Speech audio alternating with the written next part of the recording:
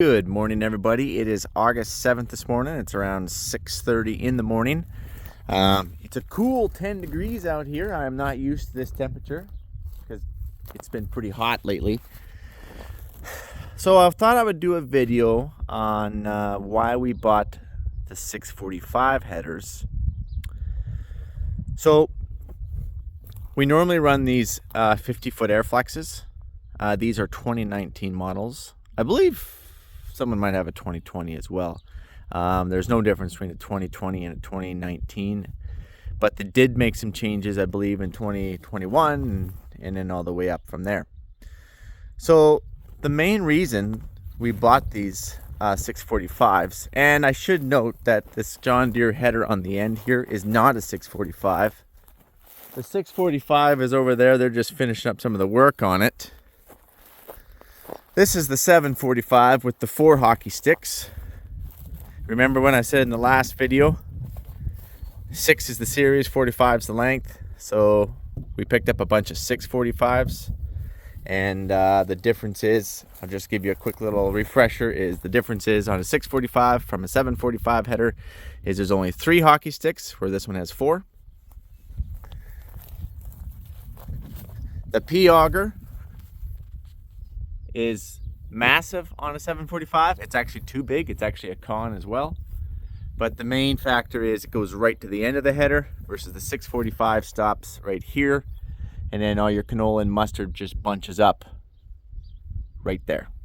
That's the main factor. There's probably a few other little things, but that's pretty much it. So on the 50-foot, the P-auger also goes right to the end. But I've said this in the past many times. This transition plate is a love-hate relationship. And when you're in poor crops, it's a hate relationship. So that's the reason why. Where over here on the John Deere, there is hardly any transition plate. It's real here. And this is the same on a 745 as it is a 645. See, you got about this much. So this whole cutter bar flexes when we put it in flex mode. Right now it's in rigid mode, but it will flex in flex mode. So the con to this one is you'll get lots of little stones on here. Like if you're combining lentils or chickpeas and you want to, do a little walk around your combine, which we will, I will show you guys. You'll find lots of little stones on here, and you'll take in way more stones and rocks in your rock trap with a header like this. Where the header like this, you'll also find lots of stones and rocks right down here, like little small stuff like this, right? Something like that, that'd be very common to see. Maybe even something like this, also common to see. I've even seen stuff like this. And then sometimes you'll see rocks. This stone trap is open right now, but you'll see rocks just sitting in here as well. Okay. So the pro of the Honeybee is it keeps those out. Probably 95% of all those out. But it also keeps a lot of your crop out. If you're in a poor crop, which we have, and which we have had for the last 2 years, you'll have a lot of cutter bar loss. And the reason for that is, right now, this is actually in flex mode. That's the reason why it's dropped down so much. In rigid mode, it would be sucked up a little bit more, but there's still a pretty good, it wouldn't be this much, but maybe half as much that the crop has to get up. So, it would just sit on here and sit on here and sit on here until it builds enough until you can get this reel up. And you can only get your reel so low. Like, yes, you can run your reel right on that transition plate if you want to. But when you're running that reel that low in flex mode, that's super dangerous. And that is how this happens. This one's been cut. This one's been chopped off. They've been shortened. This one's definitely been chopped off. That is very common if you're going to try to get your reel low.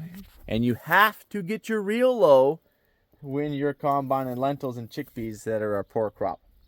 Now, cereals in a poor crop is easier because this will be sucked up a little bit more. Then you can adjust your reel, and then you can just about touch your reel on the transition plate without snipping your fingers, right?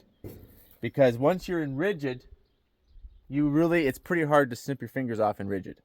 But it's in flex. When you're in flex mode, you can trim these fingers like you would not believe, and they're quite expensive to replace. So that's the reason why. At the end of the day, it's because we have too much cutter bar loss, in our opinion, to run these a third year. Well, Mike, why wouldn't you have got some 645s last year? Or maybe even the first year when you had a drought? Well, our first drought came in 2021. And you're not going to go and do anything for the first year or two because you're like, well, maybe it's just as a one-year wonder type of drought. And then drought number 2 came along, and you're like, okay, well, let's just get through this one, and this will probably be the last one. After all, droughts typically come in spurts, but haven't had more than 2 real bad ones back to back. So 2023 should be off to the races. Well, 2023 will be better than last year. It will be. See, we do have a few lentils here to cut. This is probably one of our best fields. It will be better. Last year, our lentils went 0.8. Point. You should never have to put a point in front of any of your bushels when you're harvesting. But it was 0.8. Basically, we didn't even get our seed back last year. Well, Mike, why would you even out there trying to combine such a poor crop? Because we need to try to get our seed back. If you don't ever reclaim your seed, you could spend anywhere from $30 to $70 an acre on seed if you have to go buy a bunch of new seed, where you don't have to spend that if you just go and combine. Well, Mike, you got to pay for the fuel, you got to pay for the labor, you got to pay for the combines. Those combines have already been paid for. The labor isn't going anywhere. They're going to get paid whether they're sitting in the combine collecting your seed or if they're just sweeping the shop. They're getting paid the exact same anyway. And you already have the combine payments. They're not going away either. So you might as well use them and get your seed back and save yourself a whole pile of money. So that's the reason why. So this year, going into 3, we're like, okay, we're going to have to try and do something a little bit differently. We need to try to get a header here that won't have as much cutter bar loss. And the reason why we went with the 645s, this isn't a 645, but the reason why we went with the 645 is because they're relatively cheap. You can pick those things up pretty cheap. Doesn't have to be an all the time, every time type header. The honeybees, we like them. They do a good job when you're in an average crop or above average crop. Where they don't shine is if you're in poor crops. So they're still a princess header, don't get me wrong. They're still a princess header, let me show you. I've said this many times. This here, sensor bar, this is a sensor bar, okay, which is nothing. Still not protected. They still push them out the exact same way. When you lift this thing up all the way like this is the lowest part of your header. I don't know how many sensor bars we've taken off. You can take this off by just running it through some thick kochia. You pull that sensor bar right off. On their new models, they have done away with this jack system. Thank goodness. This is a knuckle breaker because they put this jack right here. And when you're going in here, it clicks and bangs, the knuckle breaker. I think these tires look a little flat. Yep, they are. Have to put some air in those. Anyways, they did away with the jack and they stuck an airbag. Not this one. This one stays. But they actually have an airbag for just this. So that way you can adjust the air pressure from your combine. I'm sure they did a few other updates as well because these are 2019 and 2020 models. So Mike, question buddy. Yep. Are you going to run the honeybees in, say, mustard? That's a really good question. And who knows, maybe we will. The biggest cutter bar loss we have is obviously in pulses. A poor crop of cereals. Sometimes it will stick to that transition plate if you can't get it up. And mustard, normally you have enough stand with mustard traditionally that it's not a problem. So will we jump around headers? Maybe. I guess. We'll see where we are. All the headers are operational, so all we have to do, other than I apparently have 2 low tires, but I have to come and hook these things up. So, well, Mike, why did you go down to 45 foots? Why didn't you get the 50 foots? Well, let's just cover that real quick. You can't get a 50 foot to put on an S series. The only way you can put a 50 foot on a combine is it has to be an X series, because they weigh so much they say they'll blow the feeder house cylinders out. So that's the reason why. And if you wanted to put a 50 foot, since they're so dang new, you're going to spend about $200,000 on like a 1-year-old 50 foot header to put on an X, which these are S's. So that's the reason why there's no 50s. And, you know, you can get a good old used 645 for probably around that 65K. Pretty dang cheap. That's dirt cheap when it comes to headers. Hate to break it to you, but that's dirt cheap when it comes to headers. You want to buy a brand new 45 foot hinge draper, which you can put on an S series. Well, Mike, yeah, why didn't you get the new 45 foot hinge draper with the flexible cutter bar? Best of both worlds. Absolutely. But they're ranging around, I want to say, almost $260,000, and they're not quite that high. They're probably around that 230 or 240 or so. That's a massive price difference. Huge. That's like buying another old used 690. You can have a header or you can have a combine.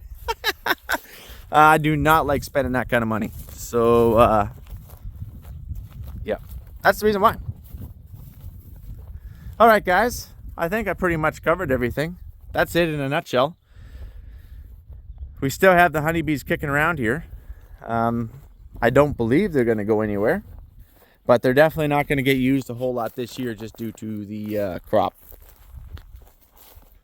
Well, Mike, I thought you were saying that the honeybees, they were the cats meow, and you know, they're a great 50 foot header and everything, so on and so forth. Well, they do a good job in an average to above average crop. They're still a princess header. You have to be careful with them. They break easy. I'm not a fan of this, oh my goodness, it's still morning, guys, bear with me. Transport system. That's the word I was looking for. I actually had to pause to gain my thoughts for a second. I don't like the jack system, but I do believe they have updated that as well. They've done a bunch of updates on these headers, which I'm kind of excited to try one of these times, if that happens to work out. But yeah, that's the reason why. So with that being said, I'm going to let you guys go, and I will talk to you on the flip side. Adios, amigos. Right. Forgot a question. So, okay, Mike. Okay. Get this straight. You got a little bit of cutter bar loss. Yeah, we got a little bit of cutter bar loss. Fair enough. So does that mean that you have enough cutter bar loss to warrant, even in a poor crop, going out and buying another header and a smaller header, dropping 5 feet, going from 50 feet down to 45 feet, and all the units, that adds up?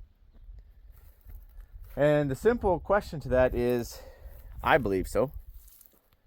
So I guess if we didn't think that, we wouldn't have done it right. So yeah, in our opinion, yes. Now, if you had to go and buy, like I was talking about, you had to go buy and spend like, you know, $100 or $200 or $260,000 on a header, then no, absolutely no. But if you can get one for half decently priced, then yes, I believe that to be true. One other thing I forgot to mention with the honeybees is the bearings are disappointingly going and wearing out quicker than I would have suspected. So if we just pop this thing off here, this little pin. So on each side of the header, so this here is your knife drive, okay? These U-joints, maybe this one's okay, but on some of the headers, all these U-joints are pretty much need to be replaced. These bearings, Oh, sorry, I'm just going through puberty here. These are your bearings right in here. And then you got another block of bearing here. And then another block right here. I think my brothers, I think I got a couple loose ones here as well, had to replace all of these. 1, 2, 3. Had to do these bearings. And there's a couple on that side. I'm gonna pop this pin off over here.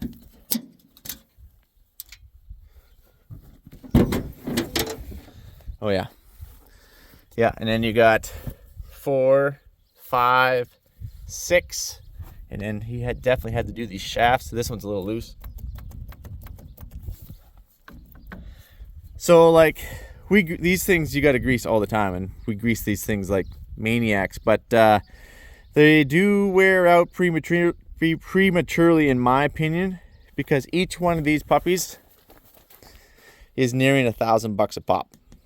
Okay, so it gets very expensive. Now you can unbolt these, you can try press these out. They don't come out very good. You heat them up, you crack this, so it's this one you can't. So you just gotta pop this one off here and try press these bearings out. Again, pressing them out cracks them. They do not come out very well. I think maybe the other headers they may have done, they got half of them out without wrecking this stuff, and they go in about as hard. So that is disappointing. So there's a lot of moving parts on here, where the John Deere, like, I know this is a 745, but the 645, you just, all it is you got the main PTO shaft coming. Oh, we gotta put this on here. Stick this on and put this hose clamp on. You guys must have forgot that. Anyways, main PTO shaft. These can pile up. This can happen. We've had this happen on 645s in the past. These puppies will pile up. It's not very common that will happen, but when it does, it will send filings through the whole system.